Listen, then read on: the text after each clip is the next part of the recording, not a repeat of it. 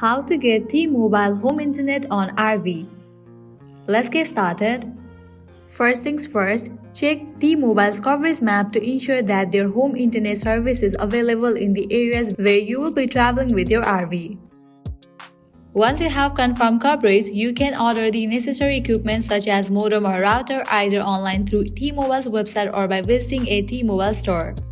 While ordering, make sure to choose a data plan that suits your needs. When the equipment arrives, follow the provided instructions to install and set up the T-Mobile home internet service in your RV. This typically involves connecting the router to power and configuring it to connect to T-Mobile's network. Don't forget to activate your service either online by calling T-Mobile customer service.